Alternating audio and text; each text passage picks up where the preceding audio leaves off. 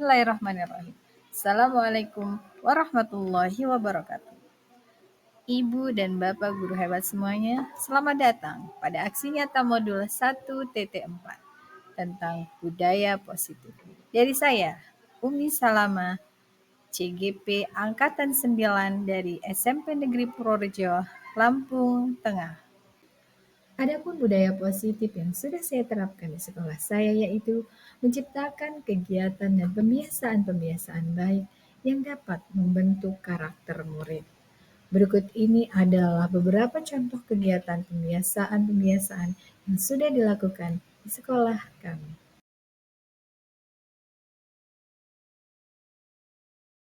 لساني يفقه قولي ربي زدني علما وارزقني فهما برحمتك يا أرحم الراحمين. اتبعوا بعدي, ikuti saya.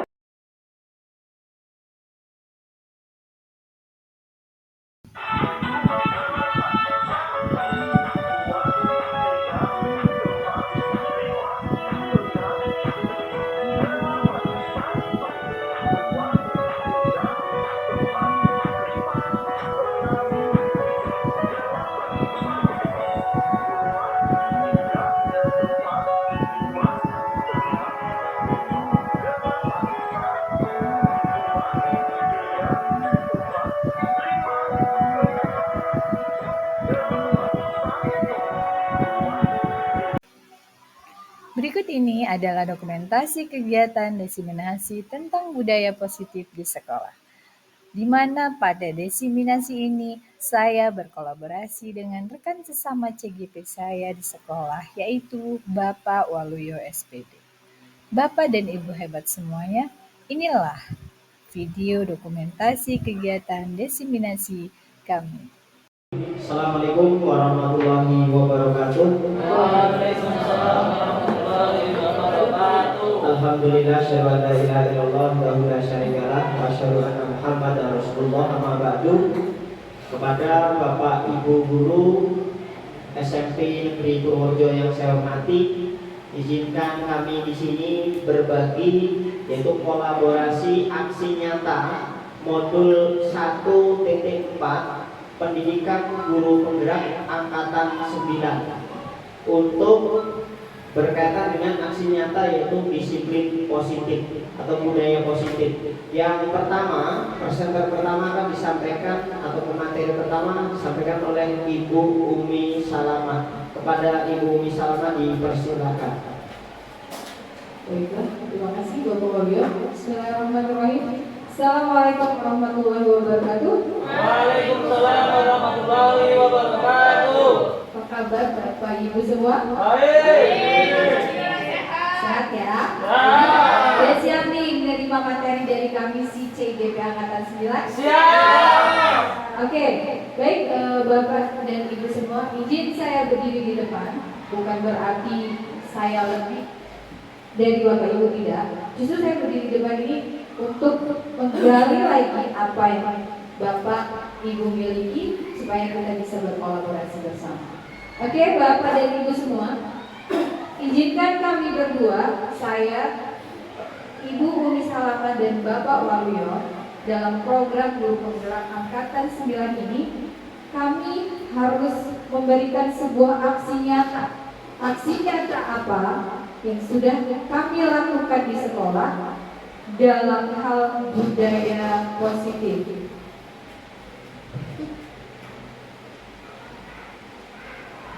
Baik Bapak dan Ibu semua, next Bapak. Kata atau kalimat budaya positif tentunya Bapak dan Ibu semua sudah tidak heran lagi, itu sudah sangat familiar. Dan tidak Bapak Ibu? Apa itu? Coba siapa yang bisa mendefinisikan apa itu budaya positif? Kebiasaan baik yang dilakukan setiap harinya oleh murid-murid kita. Oke, jadi ada beberapa hal yang harus kita perhatikan terkait budaya positif yang ada di sekolah, apa yang akan kita lakukan di sekolah. Yang pertama, harus kita pahami adalah tentang perubahan paradigma belajar. Perubahan paradigma belajar. Pastinya Bapak Ibu sudah tahu. Pada kurikulum Merdeka, pembelajaran itu tidak lagi berpusat oleh guru, tetapi pembelajaran berpusat pada siswa atau murid. Jadi kita juga harus tahu bahwasanya kita ini pendidik. Pendidik itu kalau sesuai dengan filosofi Ki Hajar Dewantara, ada yang tahu? Filosofi Ki Hajar Dewantara tentang pendidikan, bahwasanya pendidikan itu adalah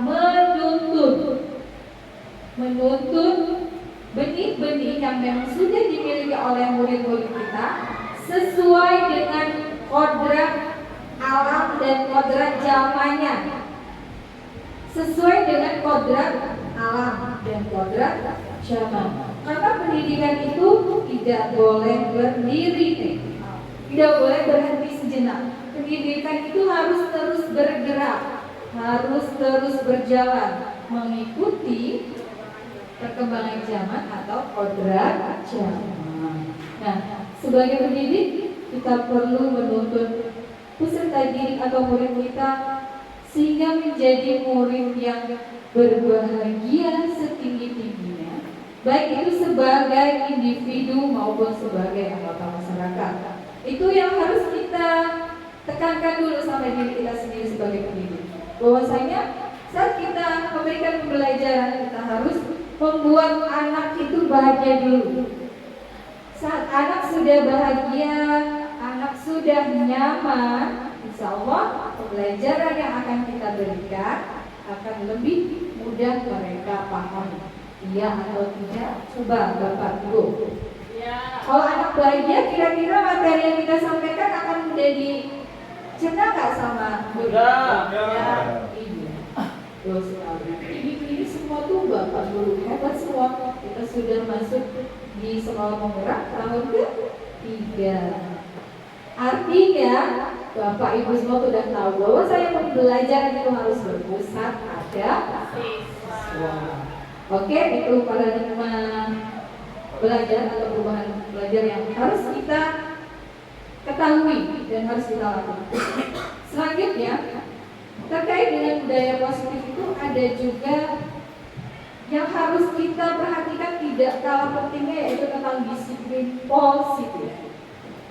Disiplin positif apa ya Pak? Disiplin positif. Kira-kira disiplin positif itu apa? Iya cuma dilakukan oleh siswa? Apa iya cuma dilakukan oleh Bapak Ibu guru? Iya nggak? Semuanya. Semuanya? Semuanya siapa aja? Dari siswa, kemudian dengan guru dan semuanya yang ada di lingkungan sekolah tersebut. Oke, luar biasa Ibu Pun. Bukan Bapak Ibu. Jadi Jadi disiplin positif itu harus kita lakukan bersama.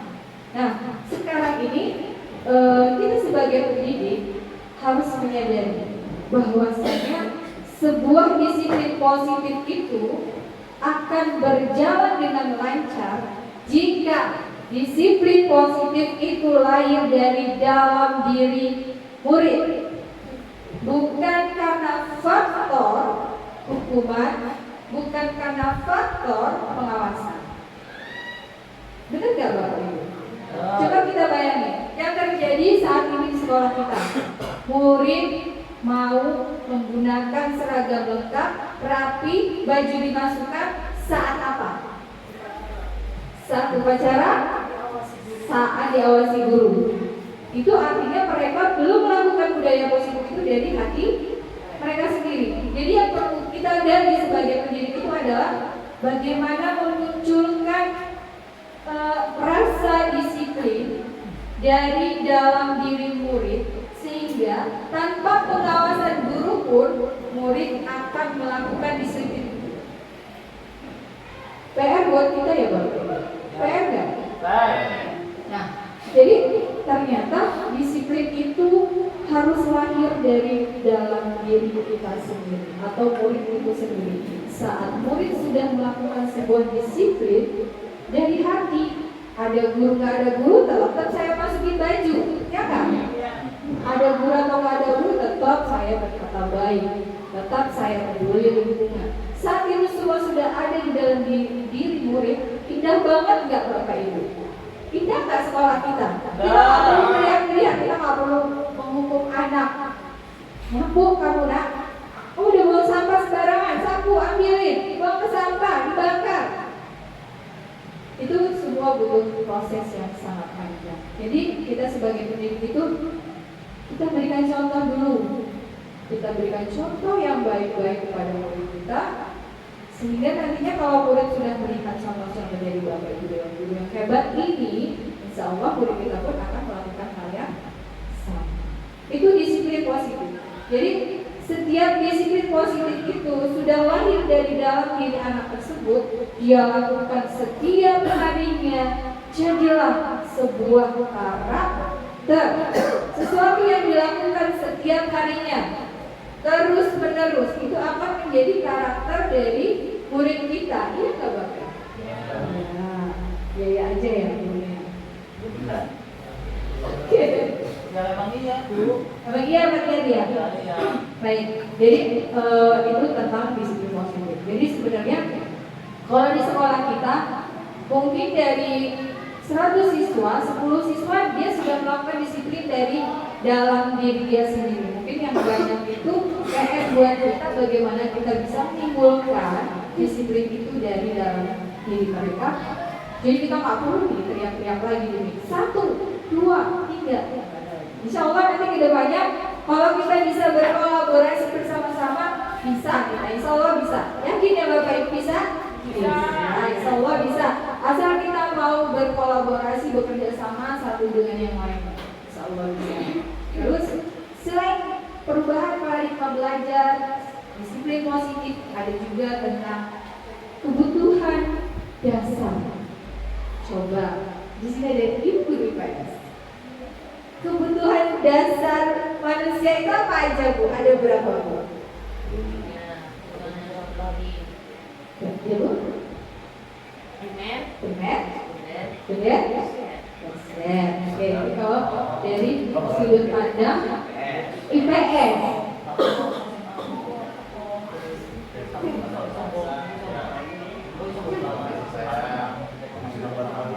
Oke, jadi kalau dari IPS kita ada kebutuhan primer, sekunder, dan tersier. Kalau dari sudut pandang kita sebagai manusia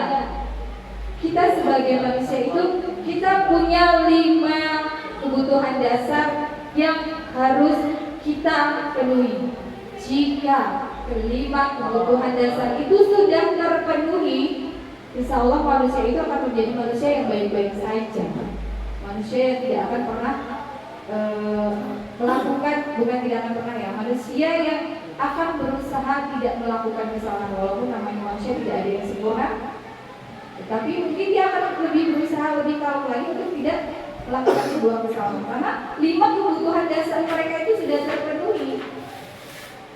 Nah, 5 kebutuhan dasar manusia itu diantaranya adalah yang pertama, kebutuhan bertahan hidup.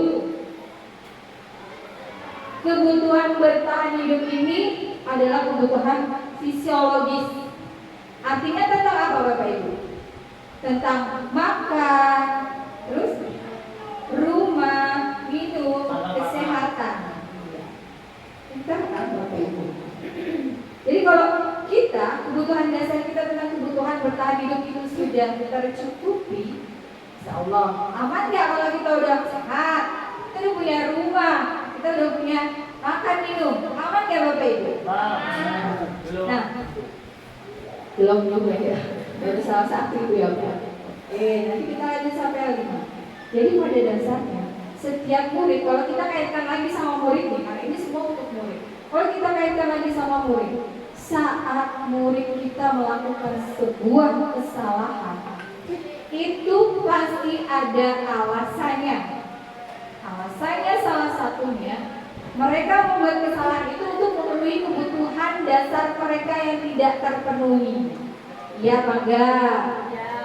Bisa di sekolah ada kejadian ini terkait dengan kebutuhan bertahan hidup.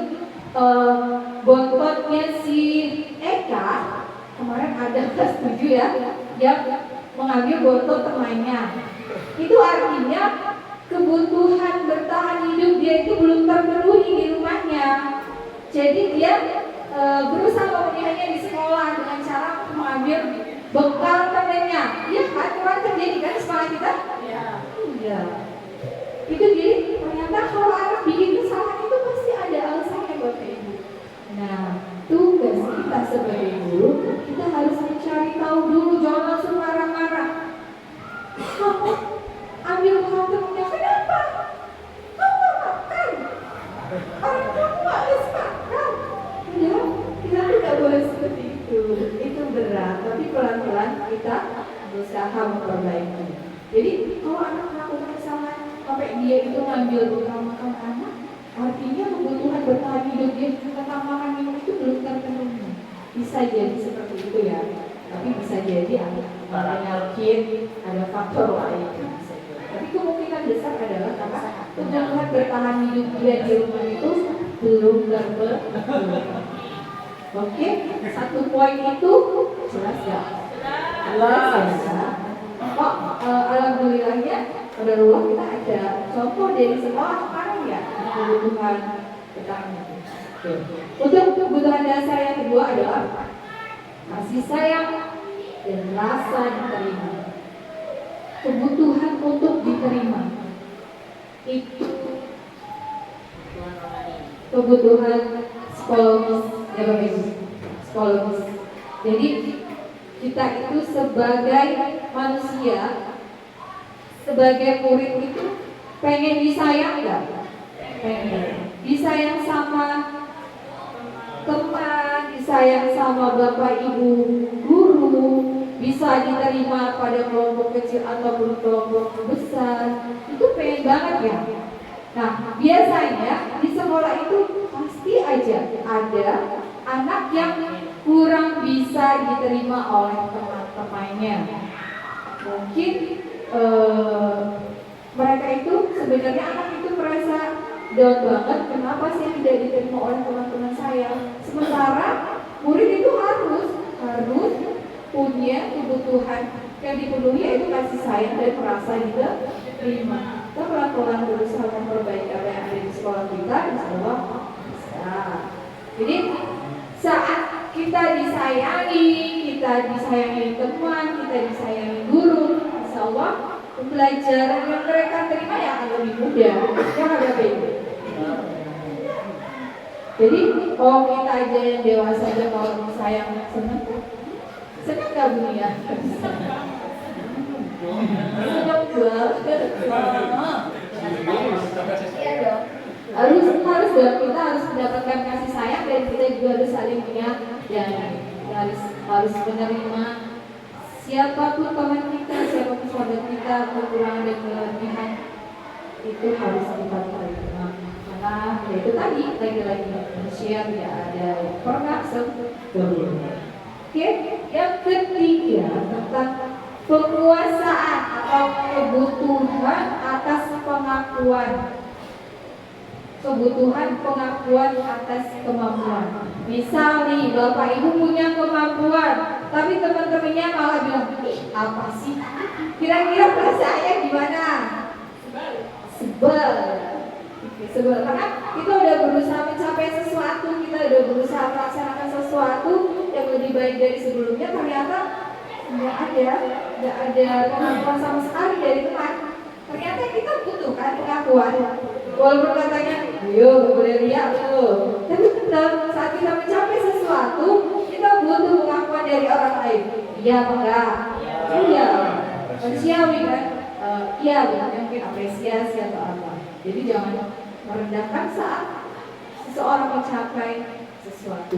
Karena walaupun katanya nggak boleh lihat, tapi tetap dalam hati kita butuh dong pengakuan. Aku udah begini, saya udah begitu, tapi tetap aja teman-teman nggak ada yang apresiasi. Contohnya Pak Isa masih selamat atau apa gitu, masih bunga, masih dia duit juga mahal. Jadi walaupun secara diam-diam di dalam hatinya pasti butuh pengakuan atas kemampuannya. Itu kebutuhan yang kedua. Kebutuhan yang keempat adalah kebebasan. Bahwasanya murid itu perlu sebuah kebebasan untuk menentukan arahnya sendiri. Mereka tuh pengen mandiri. Jangan selalu kita kekang. Biarkan mereka bebas menentukan tujuannya. Karena sejatinya pendidik itu kan bisa sesuai filosofi Hajar Dewantara. Kita itu harus menuntut tumbuh kembang serta diri sesuai dengan kodrat mereka. Jadi kita tidak bisa memaksakan. Kita menanam padi, tapi kita ingin mereka tuh bibitnya padi, tapi kita pengen jadi jagung. Bisa nggak? Makanya tugas kita itu adalah menuntut. Jadi kita harus memberikan kebebasan, kemandirian kepada peserta didik untuk menentukan tujuannya. Kita hanya itu tadi menuntut, mengarahkan, mengikuti. Oke, yang keempat bisa diterima Bapak Ibu? Dan yang terakhir, kebutuhan dasar manusia adalah kesenangan. Kebutuhan untuk merasa senang. Artinya murid itu harus senang. Lagi-lagi dari zaman dulu berarti Ki Hajar Dewantara udah tahu banget kan bahwasanya murid itu harus senang, harus bahagia setinggi-tingginya. Sementara kita yang lahir zaman now kita belum tahu. Oh ternyata murid itu harus bahagia dulu Bu. Baru di sekolah nggak boleh tertekan, nggak boleh ada ancaman, tidak boleh ada hukuman. Murid itu harus merasa senang, merasa nyaman, baru dia akan lebih bisa mengerti apa yang kita sampaikan. Saat anak itu tertekan, apa diancam? Belajar nggak mau, belajar nanti dihukum. Jadi dia belajarnya kan ada hukumannya Kak, bukan dari hati mereka. Lagi-lagi bukan dari disiplin positif yang lain dari hati mereka sendiri. Jadi itu adalah 5 kebutuhan dasar manusia yang harus kita penuhi. Kalau kaitannya di sekolah ya 5 kebutuhan dasar murid Bapak Ibu. Murid itu punya 5 kebutuhan dasar yang memang harus kita penuhi sebagai pendidik. Saat mereka melakukan kesalahan, pasti mereka punya alasan. Jangan langsung diberi hukuman, tapi ditanya dulu alasannya melakukan kesalahan itu apa. Nanti kita ada next materi selanjutnya, nanti ada bagaimana cara kita menyelesaikan masalah murid bukan dengan hukuman. Karena hukuman itu intinya, hukuman itu bukan membuat murid untuk belajar dari kesalahannya, tapi hanya membuat murid membayar atas kesalahannya. Itu yang perlu digarisbawahi. Hukuman tidak membuat murid belajar dari kesalahannya, hanya membuat murid membayar kesalahannya. Bisa dicermati nggak itu? Bisa. Oke, nanti kita akan belajar lebih lanjut ini tentang teori kontrol atau posisi kontrol dan restitusi yang akan disampaikan oleh sang kolaborator saya yaitu Bapak Waluyo SPD. Kepada beliau saya persilakan.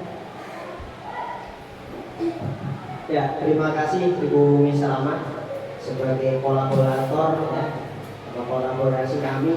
Jadi tadi sudah disampaikan 3 poin penting tentang budaya positif ya.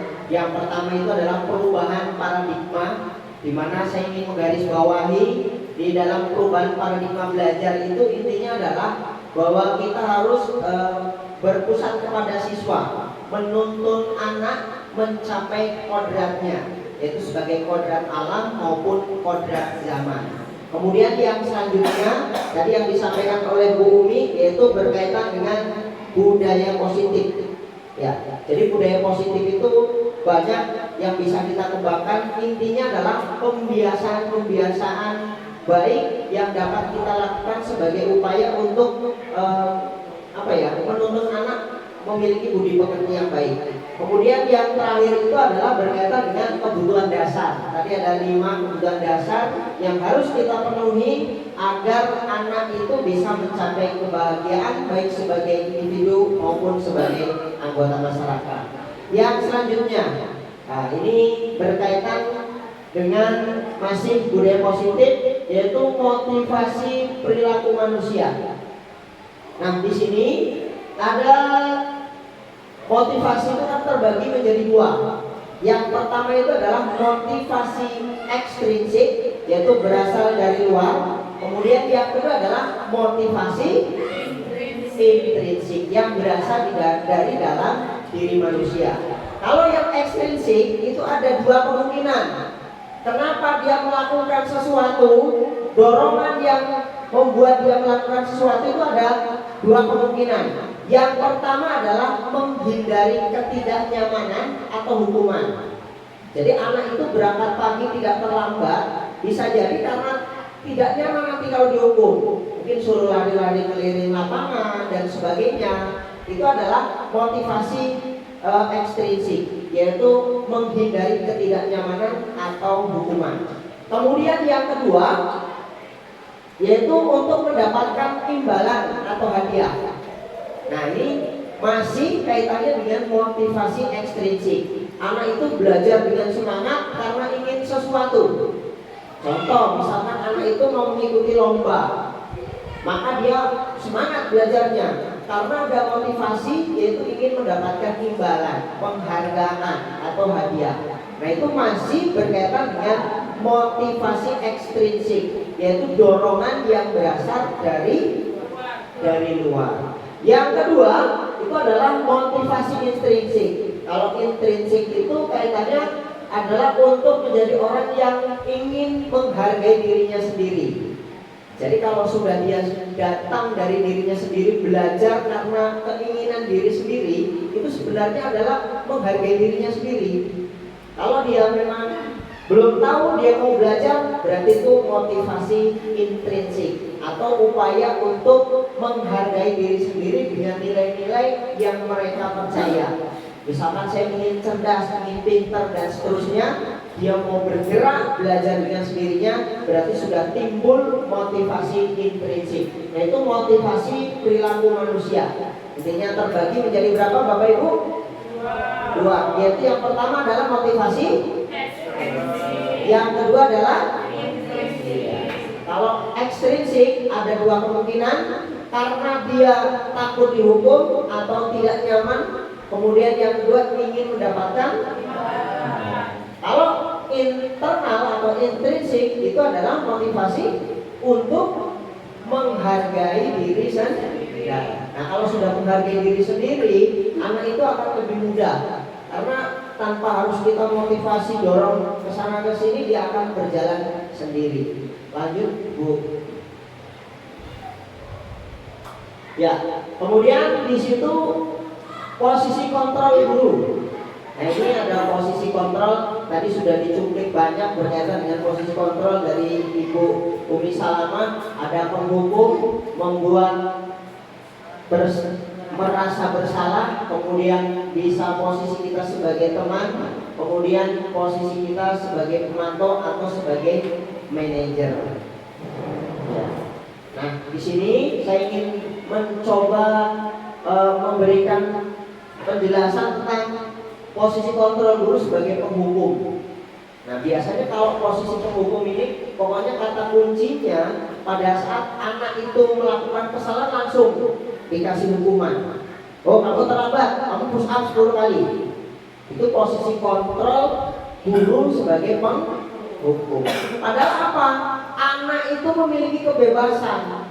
Apapun yang kita lakukan, yang kita kontrol, kalau memang dari dalam diri anak itu tidak mau, ya dia hanya dongkol di dalam hati. Jadi lebih baik kita nanti coba gali permasalahannya apa, kok terlambat. Jangan-jangan memang posisi tersebut memang yang memungkinkan dia memang terlambat, artinya tidak disengaja. Misalkan kok Pak banyak bocor, Tapi kalau orang yang posisi penghukum itu tidak mau tahu, datang terlambat, push up 10 kali. Nah gitu. Nah kita nanti sebagai seorang guru nanti kita harus melakukan pendekatan sebagai upaya untuk menggali informasi dulu dari anak tersebut seperti apa, sehingga kita itu tidak terlihat wah itu bapak itu serem, pemarah dan sebagainya. Jangan.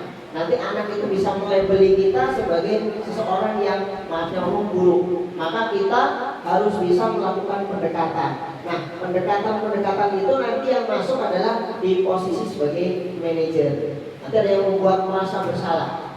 Kemudian kalau membuat merasa bersalah itu seperti ini, itu akan lebih berdampak lebih dalam. Kalau sudah merasa bersalah, misalkan kamu nilainya kecil, kamu bagaimana nanti tanggung jawab dengan orang tuanya? Itu membuat merasa bersalah. Oh iya ya, berarti saya orang yang tidak amanah. Jadi nanti malah semakin terpuruk.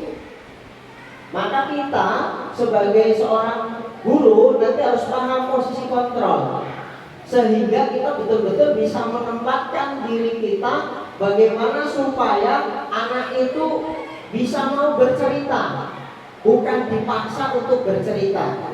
Kadang-kadang kan sulit di kondisi sekarang ini, termasuk saya pribadi masih banyak kekurangan. Bagaimana membuat anak bercerita itu sangat sulit. Nah untuk itu kita harus belajar bersama. Mari kita jangan berhenti hanya di skup ini, cari informasi sebanyak-banyaknya supaya kita bisa saling berbagi untuk supaya mendorong posisi kita menjadi posisi kontrol yang terbaik, ya, posisi kontrol manajer. Lanjut tuh. Nah ini posisi kontrol manajer ini posisi di mana guru berbuat sesuatu dengan murid, mempersilahkan, mempertanggungjawabkan perilakunya, mendukung murid agar dapat menemukan solusi atas permasalahannya sendiri. Kemudian posisi manajer di sini mengacu pada restitusi yang dapat menjadikan murid sebagai manajer untuk dirinya sendiri, diajak menganalisa kebutuhan dirinya maupun orang lain. Kemudian murid dapat menjadi pribadi yang mandiri, merdeka, bertanggung jawab atas segala perilaku dan sikapnya, yang pada akhirnya dapat menciptakan lingkungan yang positif, nyaman dan aman. Nah, kalau kita sudah bisa nanti memposisikan sebagai manajer, anak itu akan ini menjadi pribadi yang tanggung jawab, mandiri, kemudian dia menciptakan lingkungan yang positif.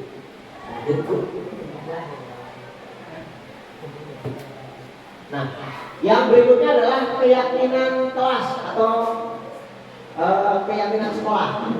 Nah ini kalau keyakinan ini adalah sebuah kesepakatan atau keyakinan kelas yang lahir dari dalam diri murid, bukan dari peraturan sekolah atau guru, tapi sebuah keyakinan yang bersifat abstrak dari peraturan, sehingga lebih rinci dan konkret yang berupa pertanyaan universal, mudah diingat dan dipahami, sehingga bisa dapat mudah diterapkan di lingkungan sekolah. Nah ini ada poin-poinnya Bapak Ibu. Kita selama ini, mungkin pada masa kita dulu menjadi siswa, itu peraturan itu yang buat sekolah. Pokoknya kita ya udah itu peraturannya, masuk jam 7.30, berarti kita harus seperti itu. Nah pada saat kita membuat keyakinan kelas, itu kita intinya kesepakatan bersama. Dari peraturan sekolah itu kita kembangkan menjadi sebuah keyakinan. Keyakinan kelas itu nanti kita kembalikan ke dalam nilai-nilai kebajikan atau nilai-nilai yang dipercaya secara umum. Kamu ingin jadi orang disiplin, harus bagaimana? Oh seperti ini. Jadi nanti caranya menggali bagaimana membuat keyakinan kelas seperti itu. Dari peraturan yang sudah ada bisa kita turunkan menjadi namanya keyakinan kelas atau kesepakatan yang dibuat secara bersama-sama. Tapi tetap biasanya anak itu sulit untuk memunculkan ide. Maka kita harus membuat bahasa kita pertanyaan pemantiknya. Kalau menjadi orang disiplin, bagaimana anak-anak? Nanti pasti, oh harus begini. Nah, kalau sekolah kita pengennya bagaimana supaya kita menjadi orang yang disiplin? Nanti pasti akan muncul ide. Oh ya Pak, masuknya ini, misalkan peraturannya seperti ini. Ini tujuannya adalah untuk mendisiplinkan anak. Kemudian kalau pada saat berdoa sebaiknya kita misalkan berdoa terus seperti itu digali, sehingga nanti peraturan atau keyakinan kelas itu akan terbentuk dan bisa disepakati bersama-sama. Nah, nanti kalau skopnya sudah semakin luas, maka menjadi keyakinan sekolah. Jadi sudah dari skop yang kecil dulu, dari kelas-kelas itu nanti kita buat dan kita sepakati secara bersama-sama. Nah, itu kurang lebih seperti itu tentang keyakinan kelas. Nah, yang selanjutnya adalah berkaitan dengan segitiga restitusi. Nah, ini kami akan berkolaborasi berdua. Kita sudah menyediakan satu masalah untuk coba kita analisis bagaimana menerapkan segitiga restitusi. Oke, Bapak Ibu. Jadi kita belajar bareng ya. Kalau tadi sudah dicuplik tentang bagaimana kita sebagai guru dalam menyelesaikan masalah murid, tidak hanya menjadi penghukum saja, tapi level tertinggi yang diharapkan adalah di posisi kontrol tadi adalah sebagai manajer. Jadi di sini kita belajar bersama tentang segitiga restitusi. Jadi segitiga restitusi itu adalah tahapan dalam menyelesaikan masalah murid. Di sini ada kasus. Coba Bapak Ibu analisa bareng-bareng, nanti beserta teman di sebelahnya boleh, sendiri juga boleh. Ya. Kalau yang berani sendiri. Nah, saya tambahkan, jadi ada 3 langkah. Nah, nanti Bapak Ibu bisa baca. Yang pertama adalah menstabilkan identitas. Yang kedua adalah validasi tindakan yang salah. Yang ketiga adalah menanyakan keyakinan. Nah, ini adalah mewujudkan murid yang mandiri dan bertanggung jawab. Jadi silakan Bapak Ibu untuk mencoba menganalisa ada permasalahan seperti itu, bagaimana langkah-langkah Bapak Ibu nanti menyelesaikannya. Nah, di situ ada beberapa perintah atau acuan bagaimana kita menerapkan disiplin positif. Nah, kemarin kami berdua juga sudah mencoba mengambil dokumentasi kaitan dengan permasalahan anak dan itu real terjadi pada anak. Jadi nanti bisa saya share videonya, baik punya Bumi atau punya saya, sebagai bahan bagaimana kalau kita menemukan masalah restitusinya seperti apa. Nah, itu sudah ada beberapa panduan pertanyaan sehingga nanti Bapak Ibu bisa lebih mudah di dalam melaksanakan restitusi. Oke, coba kita analisa bareng-bareng. Di situ ada kasus A. Dilihat ya Bapak Ibu. Anda adalah seorang wali kelas 8 SMP Negeri Purworejo. Pada saat jam istirahat makan siang, anak melihat salah satu murid bernama Amira sedang menangis sendirian dalam kelas. Kemudian Anda sebagai guru, Bapak Ibu, menghampiri Amira dan mengajak berbicara. Ternyata Amira menangis karena tadi Ali sempat mengejek Amira karena nilai ulangannya lebih rendah dibandingkan nilai yang didapatkan Ali. Terus sebagai guru, Ibu merasa bahwa ada keyakinan kelas yang tidak diikuti oleh Ali, dan akhirnya sepulang sekolah Bapak Ibu guru mengajak Ali untuk berbicara. Nah, di situ sudah ada petunjuknya. Jadi saat kita menemukan murid membuat suatu kesalahan itu, yang pertama harus kita lakukan adalah mencari tahu alasannya. Bagaimana cara mencari tahu alasannya, Bu?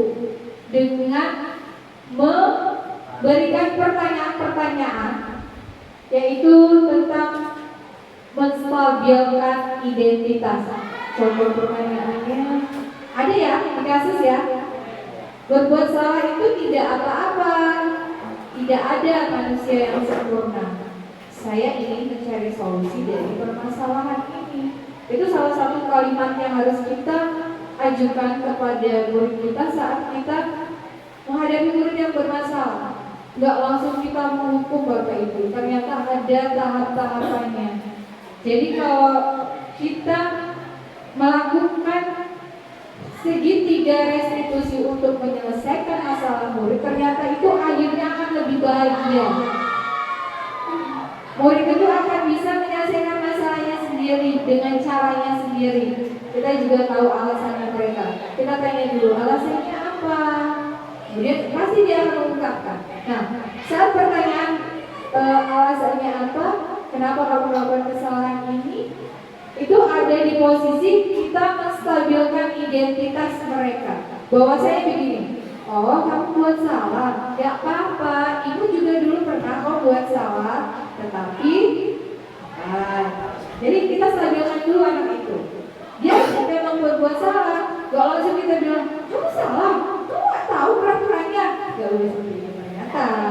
Ya, ternyata yang selama ini kita lakukan ya, karena kita memang mungkin belum belajar lebih dalam, jadi kita yang masih seperti itu. Tapi ternyata saat kita bisa berdiskusi dengan murid, kita menanyakan alasannya dengan cara menstabilkan identitasnya, bisa bilang, oh kamu salah, mobil salah, nggak perlu bilang bahwa salah itu sesuatu hal yang wajar, tetapi lain kali Ya, bisa nggak Bu? sekali lagi ada 3 tahapan ya Bapak Ibu. Yang pertama adalah menstabilkan identitas. Itu menetralkan, karena memang ya kita sebagai manusia pasti melakukan sebuah kesalahan. Tidak mungkin kita itu sempurna. Nah maka pada saat anak melakukan sebuah kesalahan, kita harus menstabilkan dulu. Itu ada panduan-panduan pertanyaan. Itu hanya panduan. Pada saat pelaksanaan kita bisa istilahnya improvisasi ya. Kita menggunakan kalimat kita yang arahnya seperti itu. Intinya, oke, misalkan kamu salah seperti ini, kok tiba-tiba langsung bicara itu nggak boleh. Maka kita harus memang ibu dulu juga pernah waktu sekolah atau bapak juga pernah waktu sekolah itu berangkatnya terlambat. Nah, artinya distabilkan dulu identitasnya. Kemudian yang kedua adalah validasi tindakan. Itu adalah untuk mengetahui alasan anak tersebut kenapa melakukan kesalahan tersebut. Misalkan di situ tadi mengejek, nah itu dicari alasannya kenapa. Kemudian yang berikutnya adalah menanyakan keyakinan. Nah kalau keyakinan itu, keyakinan kelas sudah terbentuk, ada nggak keyakinan kelas yang dilanggar? Kalau ada, kira-kira supaya tidak terulang kembali bagaimana? Nah seperti itu. Sehingga ya kita harus melakukan pendekatan. Karena memang segitiga restitusi ini adalah salah satu upaya kita untuk mewujudkan murid yang mandiri dan bertanggung jawab. Jadi kita tidak boleh langsung menghukum, menjas kamu ini dan seterusnya. Nah setelah ini coba Bapak Ibu dari kasus tadi, misal bagaimana cara kita menstabilkan identitas ke Ali, karena Ali yang membuat masalah kan? Ya. Gimana kira-kira kalimatnya Allah? Kira-kira ke Ali. Jadi contoh kalimat yang ada di situ. Mungkin Bapak Ibu bisa ngomong gitu kan. Ali, kamu tadi buat salah ya sama Amira.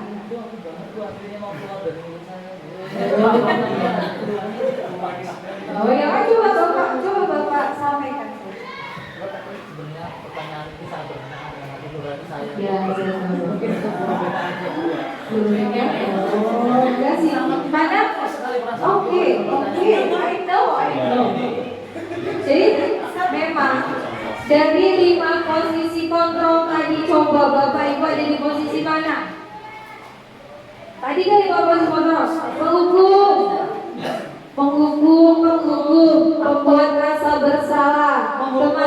Ayo coba ada di posisi mana? Penghukum.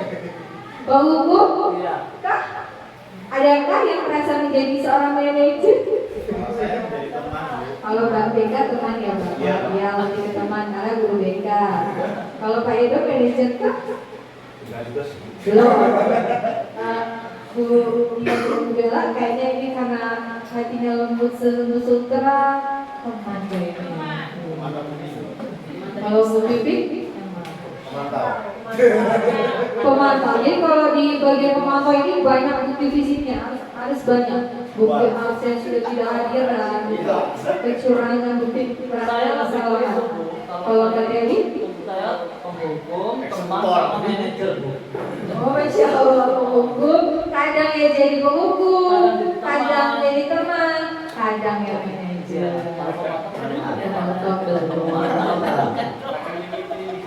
Lihat situasi. Ya, jadi sekali lagi untuk penerapan segitiga restitusi itu yang paling sebenarnya lebih mengarah untuk mendisiplinkan anak itu adalah posisi manajer. Jadi memang betul karena kita dulu pernah mengalami yaitu guru itu sebagai posisi penghukum. Ternyata malah gompol ya, malah makin gompol kadang-kadang anak tersebut. Nah, jadi itu efeknya tidak tidak berjangka panjang. Jadi hanya berjangka pendek. Pada saat guru tersebut tidak ada, ya sudah. Misalkan Pak Triadi, ini terbiasa dengan saya lah misalkan gitu ya.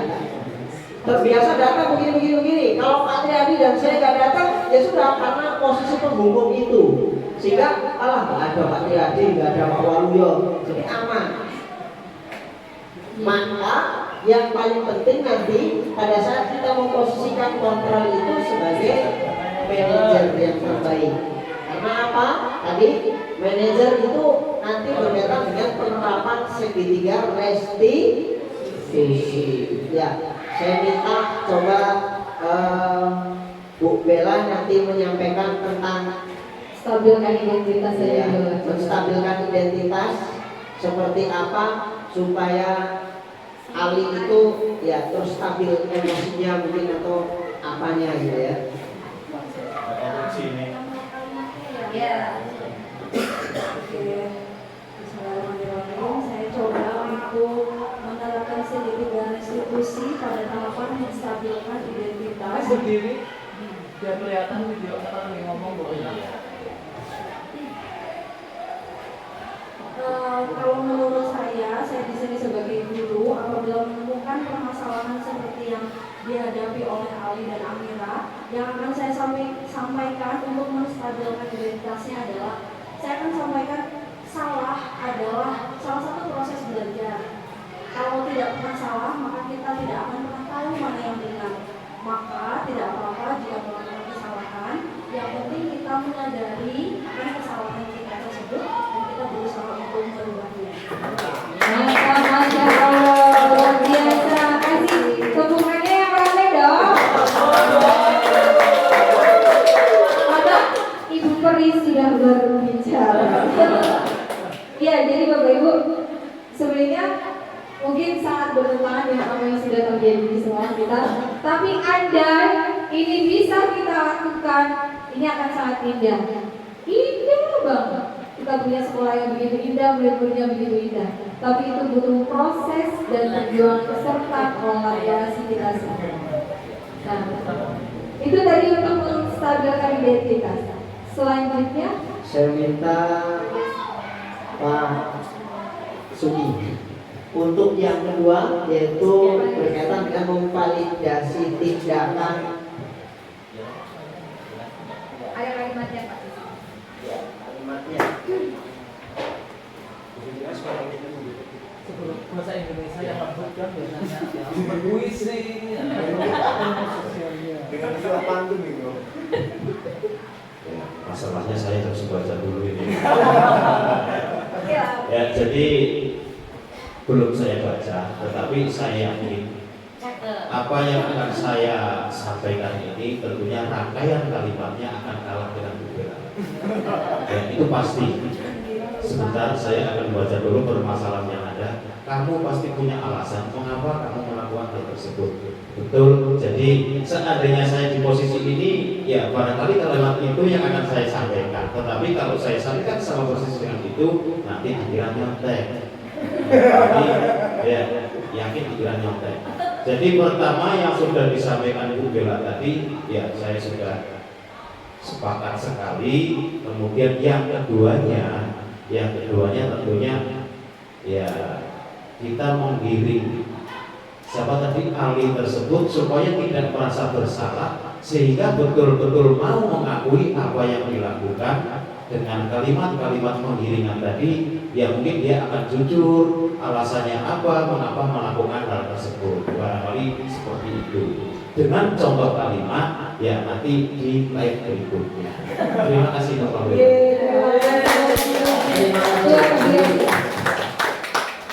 Yang kedua tadi sudah, yaitu memvalidasi tindakan ya. Intinya kita harus menggali informasi kenapa anak tersebut melakukan hal itu. Pasti ada alasan yang mendasari. Yang terakhir yaitu adalah menanyakan keyakinan kelas. menanyakan keyakinan kelas. Nah ini saya minta senior Bu Titik untuk mencoba menyampaikan pandangannya tentang langkah yang ketiga, yaitu menanyakan keyakinan. Baiknya dididik ya, baik. Tertunda baiknya. Baik yang tadi saya sampaikan, ketika kita sebagai guru menghadapi misalnya tadi ada Amira yang menangis oleh Ali tadi ya. Nah, yang kita lakukan menanyakan kepada Ali tadi ya, Ali pasti berbuat salah karena dia mempunyai alasan, dia punya alasan tersendiri. Setelah itu apa yang Ali lakukan itu merugikan orang lain apa enggak sih? Nah sekarang berkaitan dengan menanyakan keyakinan, apakah tindakanmu yang kamu lakukan dalam Amira itu mencerminkan keyakinan kelas? Jal. Bagaimana diri kamu sederhana? Yang membuat anak-anak itu Ali, ibu lagi marah loh ini. Padahal yang kamu lakukan itu sudah melanggar. Kasihan loh. Sudah melanggar yang kamu lakukan ini. Terima kasih Bu Bibi. Terima kasih Bu Bibi. Ya, menanyakan keyakinan. Jadi itu intinya merugikan orang lain ya. Karena merugikan orang lain tentunya membuat apa ya? Orang lain juga perasaannya mungkin jadi nggak enak ya.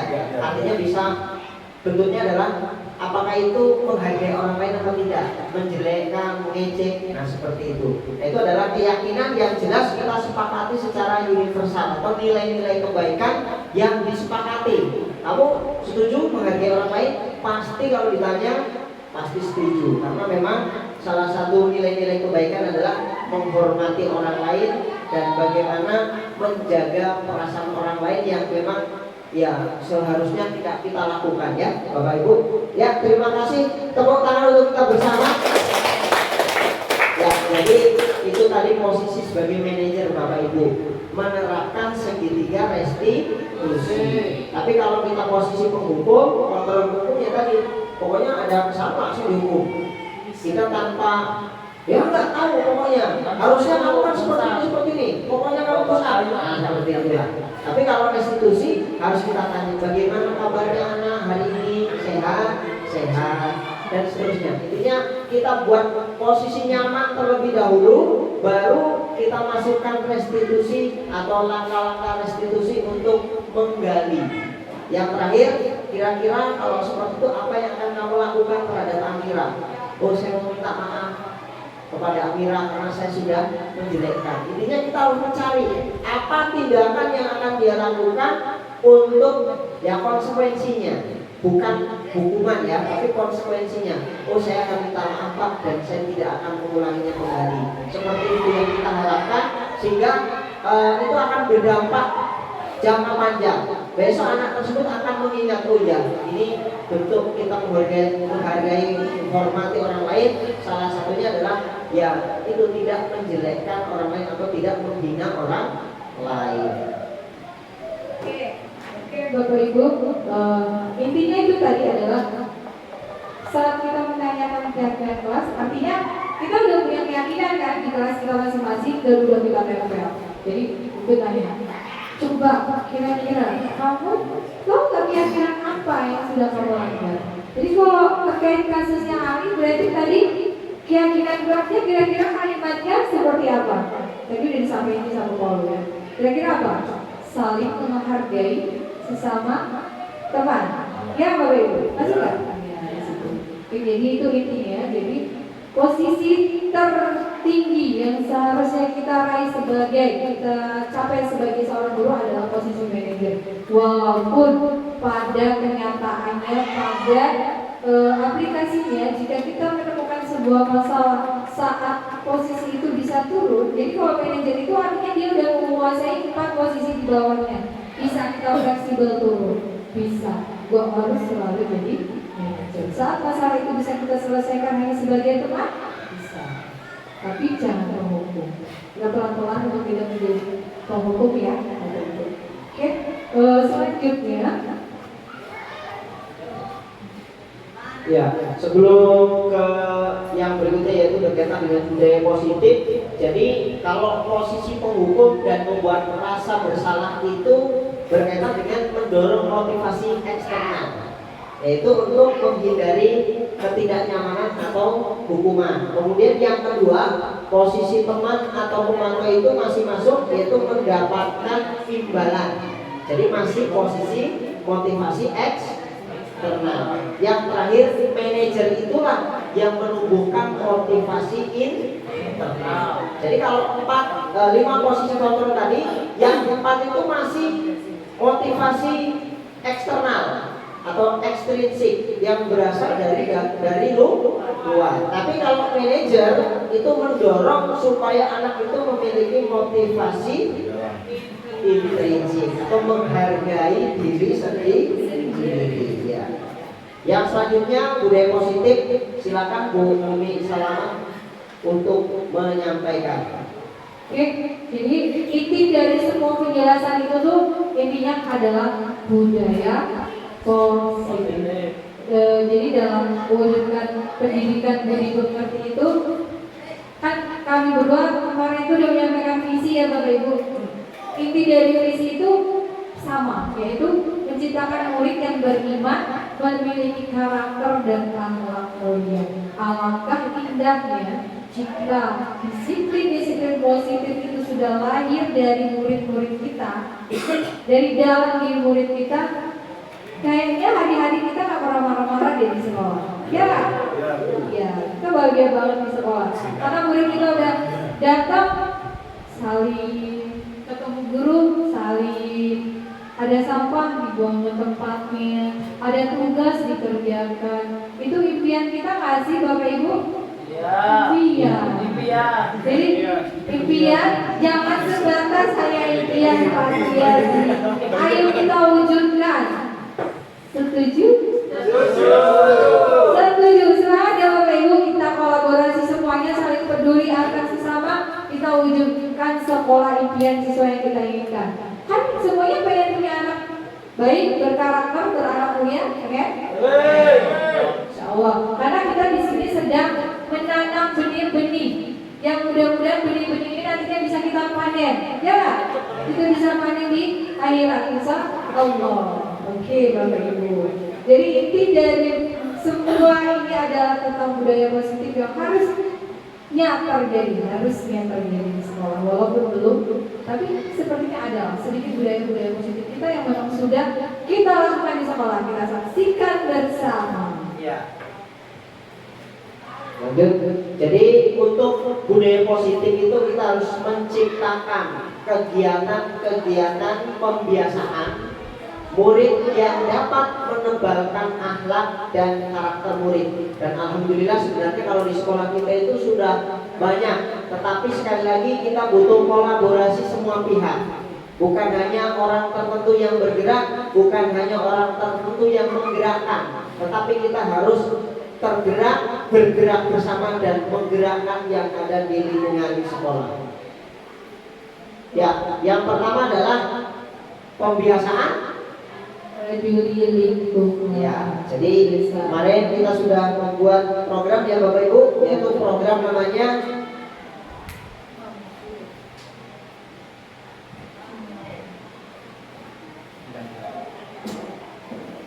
ya, peduli lingkungan, yaitu melalui program sisa yang memang seharusnya kita bareng-bareng.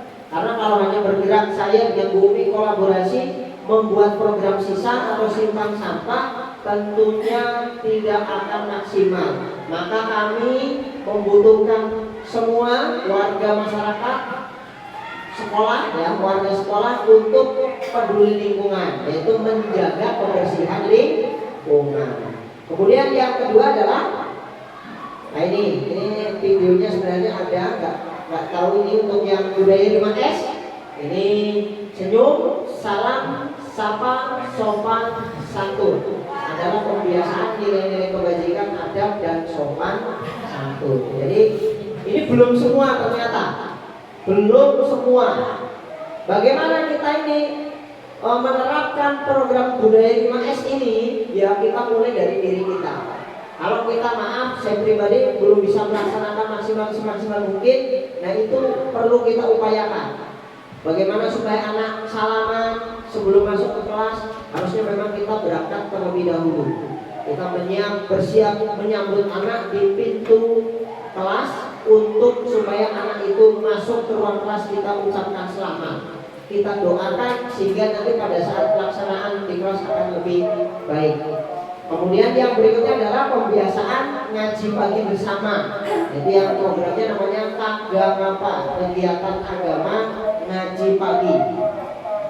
Nah ini adalah kegiatan dan alhamdulillah dengan ya keterbatasan kita ini bisa berjalan terus karena memang posisi sekolah kita yang memang seperti ini, sehingga kita harus berupaya bagaimana dengan kondisi yang ada harus tetap berjalan. Meskipun ini baru kita laksanakan di hari Selasa, Rabu dan Kamis, karena memang untuk hari Senin sudah upacara, hari Jumat itu ada senam, kemudian hari Sabtu itu ada sholat duha, sehingga pembiasaan pagi tersebut menumbuhkan rasa iman dan takwa. Keimanan kita kepada Tuhan atau Allah Subhanahu wa taala, dan takwa itu adalah kegiatan menjalankan segala perintah dan menjauhi segala larangan. Yang keempat silakan Bu. Yang keempat adalah kebiasaan dan kebajikan mandiri dan kreatif. Sudah sering kita lakukan ya Bapak Ibu. Cuma ada kita di tempat virus di mana murid kita bebaskan untuk mandiri membuat makanan, mereka jual, terus mereka hitung motorgi dan banyaknya anak kita apa Bapak? Betul ya, alhamdulillah. Sudah belajar dari pengalaman sebelumnya, kalau sebelumnya mungkin banyak merugi dan kesini mereka alhamdulillah udah pintar mengatur keuangannya, jadi mereka untung. Jadi sebenarnya itu hanya sepele ya Bapak Ibu. Mereka cuma masak, bikin makanan, diperjualbelikan. Padahal itu ada suatu nilai kebajikan yang sangat luar biasa, di mana anak bisa mandiri dan kreatif sesuai dengan kebebasan mereka tadi, kebutuhan untuk bebas. Jadi mereka bebas menentukan apa yang mau mereka perjualbelikan. Nah, ini sebenarnya kalau nilai-nilai kebajikan di sekolah kita beberapa sudah terjadi, cuma kita belum tahu ternyata ini arahnya ke sini, arahnya ke sini.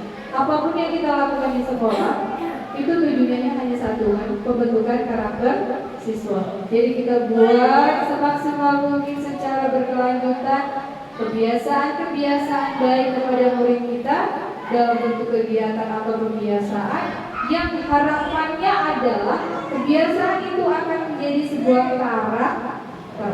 Itu inti, karena di kurikulum Merdeka karakter itu yang utama diliriknya ada begitu.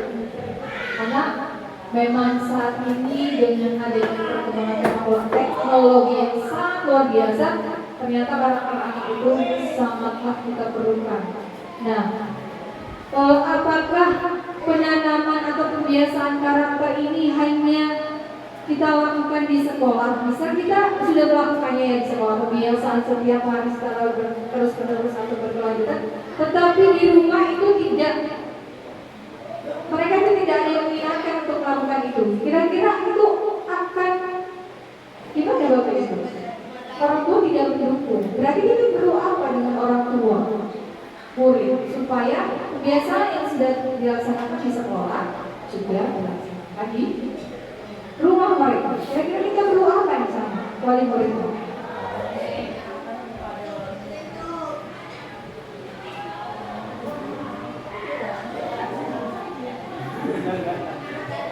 Ya, kita barangkali bisa bersama ya, menurut hemat saya, agar kegiatan atau pembiasaan ini bisa bersinergi antara orang tua dan guru di sekolah. Orang tua perlu mendukung kegiatan, pembiasaan dan dilakukan juga di rumah. Nah, apabila orang tua dalam keterbatasannya tidak memahami, maka tugas guru di sekolah memberikan pemahaman kepada wali murid di rumah untuk bisa mensukseskan atau itu membantu anak-anaknya, karena seperti kita tahu waktu terbanyak dihabiskan anak itu ada di rumahnya. Seperti itu. Ya, mantap, terima kasih Ibu Bella. Tepuk tangan dulu Ibu Bella. Ya, sebentar lagi kita membutuhkan kolaborasi dan informasi. Sehingga kemarin sekolah kita juga sudah mendorong supaya dikumpulkan orang tua wali dan menyetorkan nomor handphone sehingga kita bisa komunikasi meskipun lewat media online atau daring. Yang kelima yaitu pembiasaan nilai kebajikan disiplin. Nah ini termasuk kita, saya pribadi juga memang perlu kita motivasi, kita dorong terus, yaitu datang tepat waktu ke sekolah. Bukan hanya datang, tapi kita melaksanakan kewajiban kita sebagai seorang guru sehingga kebajikan atau nilai kebajikan disiplin itu dapat terlaksana dengan baik. Yang kedua adalah memakai seragam lengkap dan rapi. Ini sekali lagi kita dorong siapapun yang melihat anak kita tidak rapi, mari kita tegur. Nah, tolong dirapikan. Nah, tolong dipakai dan sebagainya, sehingga itu akan mendorong nilai kebajikan yaitu disiplin. Kemudian yang ketiga adalah mengerjakan tugas dari guru. Ini juga masih kita pantau anak-anak kita, apakah setiap tugas yang diberikan itu selalu dilaksanakan. Kalau tidak dilaksanakan, apa masalahnya? Akar masalahnya apa? Mari kita diskusikan bersama, kita cari solusi agar anak-anak yang kita berikan tugas itu betul-betul dapat melaksanakan tugas yang kita berikan. Yang selanjutnya adalah pembiasaan nilai kebajikan jujur. Silakan Bu Uli. Baik Bu. Jadi sebenarnya sih kalau kebiasaan ini kita selalu menanamkan ya ke peserta didik. Lagi-lagi permasalahannya adalah peserta didik melakukan kebiasaan itu hanya karena pengawasan atau hukuman. Yang perlu kita rubah di situ, di mana peserta didik mau melakukan itu semua, tapi dari dalam diri dia. Gak perlu ada Pak Waluyo, gak perlu ada materi yang mengawasi, mereka tetap melakukan itu semua.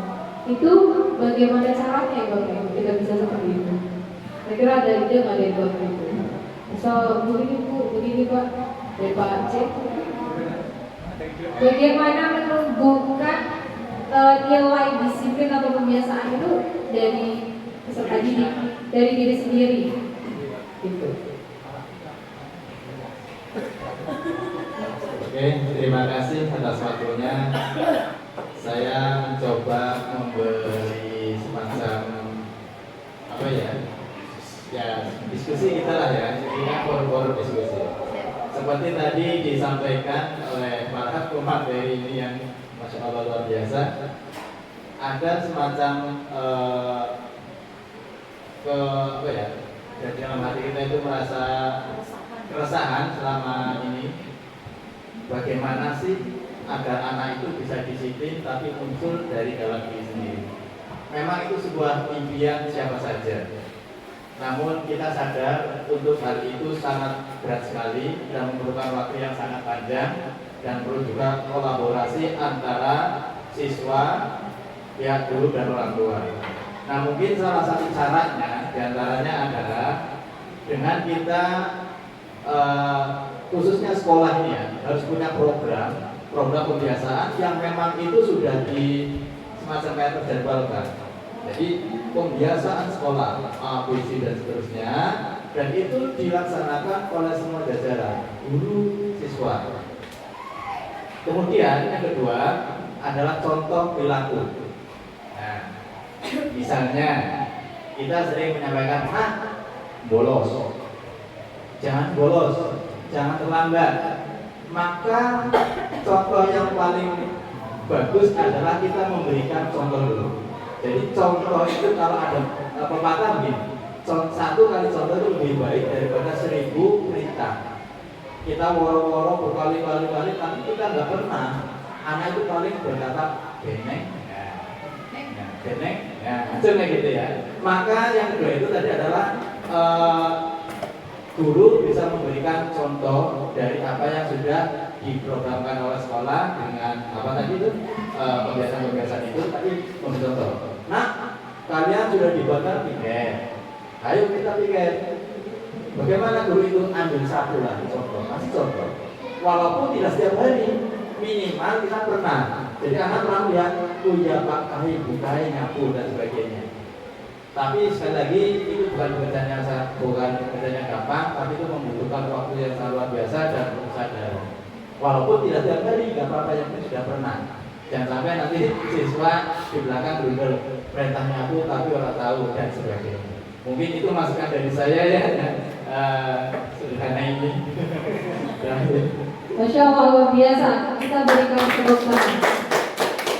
Jadi benar sekali Bapak Ibu bahwasanya saat kita memerintahkan kepada anak harus begini, kita harus begitu dulu. Harus begini, kita harus begitu, ya kan sih? Jadi saat kita bilang ke anak, ayo bajunya yang rapi. Anak lihat deh, Bapak Ibu yang bajunya nggak dimasukin, protes deh tuh anak. Pasti. Benar nggak kejadian? Ya, maka ingarso sing tulodo ya. Pada saat kita di depan kita harus bisa memberikan contoh, memberikan teladan yang baik. Lanjut Bu Min. Oke. Nah, dari semua pembiasaan kegiatan yang akan atau sudah dilakukan di sekolah kita, yang paling penting itu harus ada komitmen. Ya nggak Bapak Ibu? Kalau kita nggak ada komitmen dan nggak ada tanggung jawab, semua kegiatan dan pembiasaan yang sudah dilakukan itu akan ambiar. Ya Bapak Ibu? Iya. Tanpa adanya komitmen dan tanggung jawab dari kita, dari murid, itu akan ambiar. Selain daripada itu ya, yang sudah disampaikan sama Pak Aceh. Jadi komitmen dan tanggung jawab itu sangatlah penting dalam hal penanaman budaya positif di sekolah. Oke, Bapak Ibu. Mungkin kalau dari tadi itu pertanyaan dari kami. Mungkin dari Bapak Ibu ada yang pengen bertanya. Monggo. Silakan yang ingin bertanya boleh dipersilakan satu pertanyaan terlebih dahulu.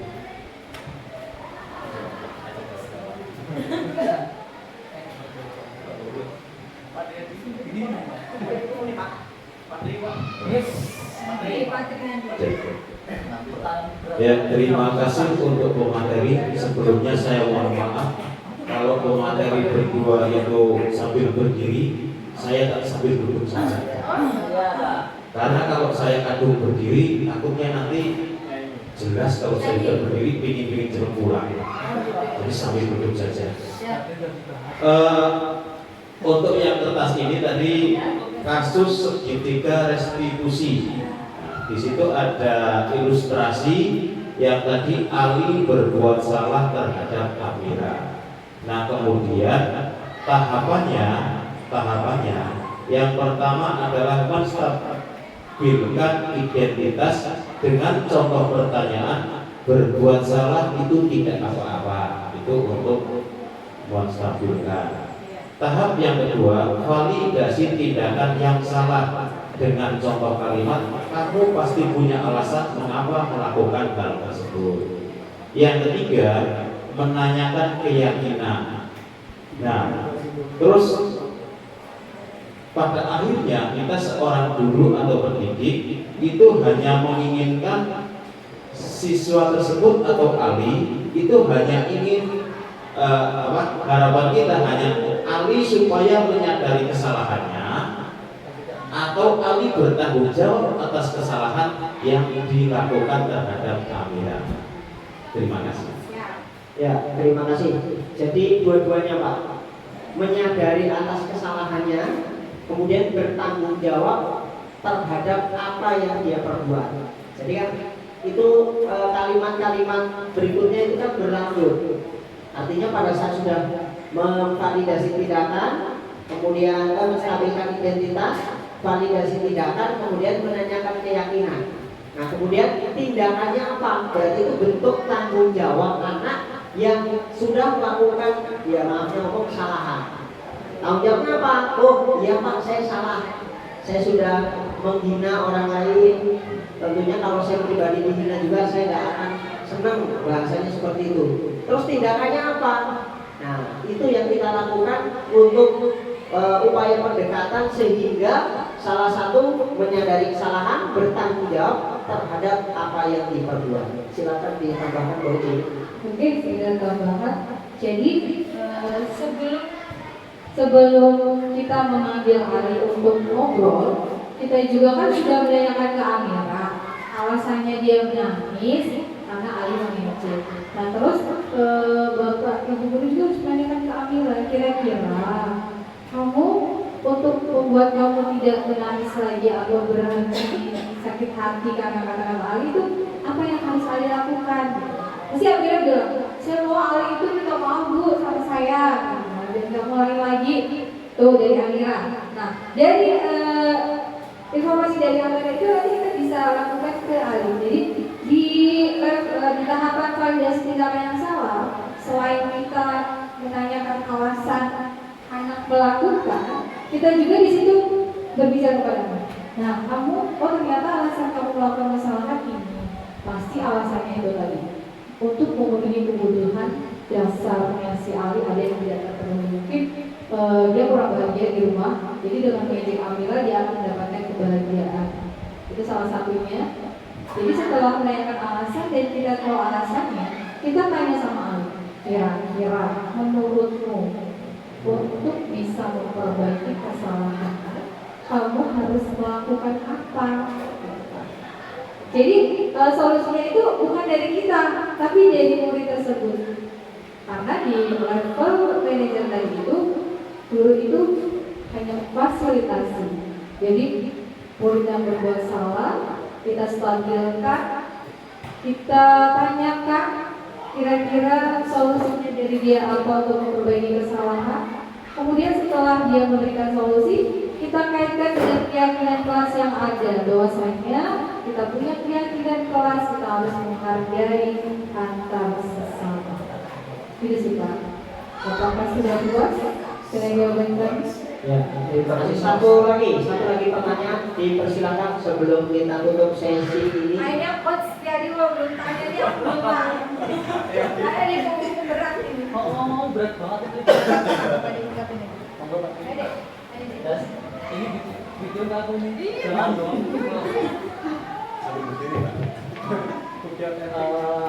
Ini langsung saja untuk pertanyaan selanjutnya.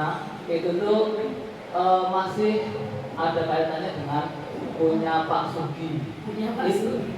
Pertanyaan Pak Sugi. Jadi gini, kalau yang disampaikan itu adalah siswa yang manut yang baik ya gitu ya. Realita yang kita tahu sekarang banyak sekali suatu masalah itu jadi momen atau jadi apa sih yang namanya Iya, bisa jadi kayak gitu. Dendam bisa jadi kan. Kalian dicontohkan Bumi itu kan anak itu, saya pengennya si Ali minta maaf ke saya. Seandainya bukan itu yang ada di benak pikiran Amira, itu bagaimana? Misalkan saya pengen si Ali membayar 10 juta ke saya. Itu bagaimana menyikapinya? Terima kasih. Ya, terima kasih pertanyaan yang luar biasa. Tepuk tangan untuk Putri Ali. Ya, jadi tadi menanyakan intinya kalau permintaannya Amira itu ya di luar nalar. Iya, iya. Di luar nalar.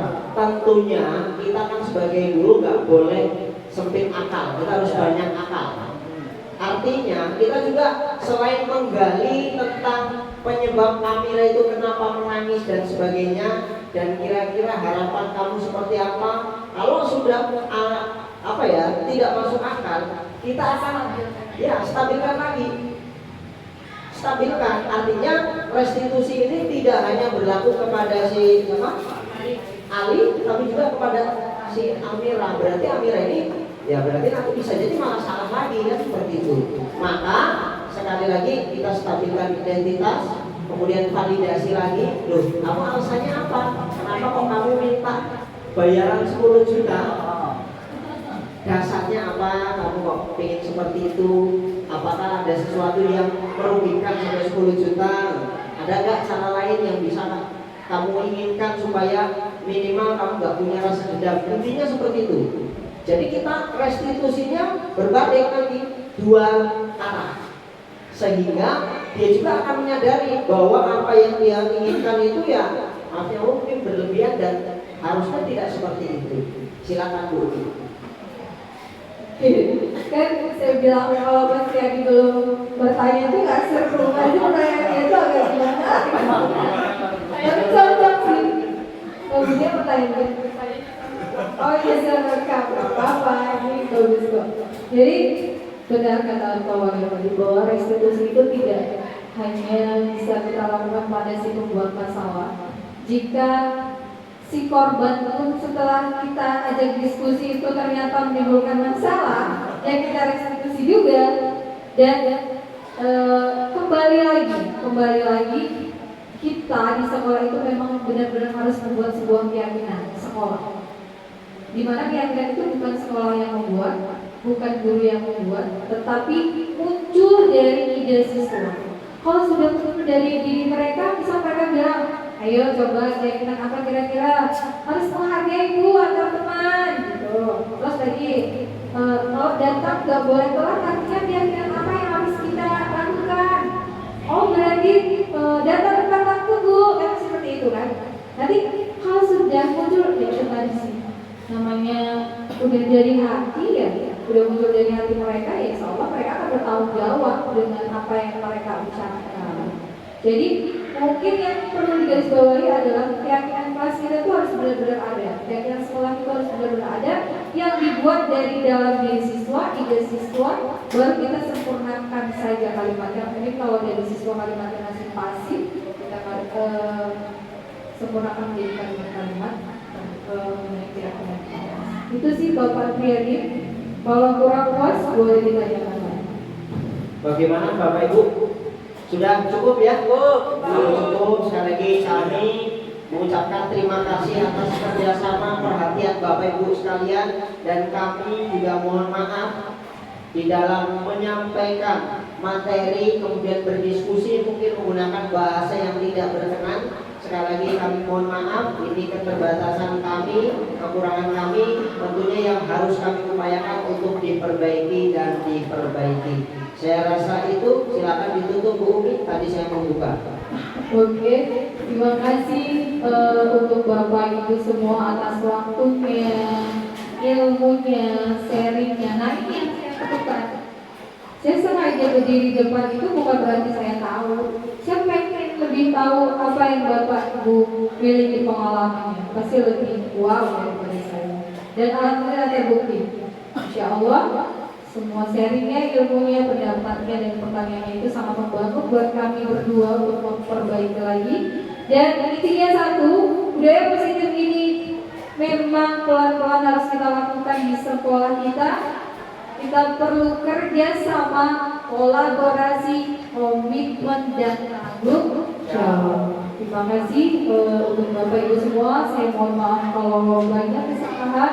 Kalau misal ada yang bisa diambil, boleh diambil dari materi yang kami sampaikan. Kalau tidak, di-skip saja. Kami hanya berdoa semoga apa yang kami sampaikan ini bisa bermanfaat buat kami. Kalaupun memang bisa buat Bapak Ibu, alhamdulillah. Mohon maaf lagi karena tadi sebenarnya Pak Agus mau ada di sini, tapi Pak Agus ada acara, jadi kita lanjut dengan Bapak beliau. Tidaklah, alhamdulillah yang sangat luar biasa. Bapak Ibu menyempatkan waktunya untuk kami berdua yang masih CGP, kami masih calon belum GP, itu prosesnya masih panjang. Terima kasih. Saya masih tetap butuh kolaborasinya untuk next tugas kami selanjutnya. Saya dan Pak Olio undur diri, kami pamit dan saya akhiri. Assalamualaikum warahmatullahi wabarakatuh. Waalaikumsalam warahmatullahi wabarakatuh. Salam dan bahagia. Senyum dulu dong.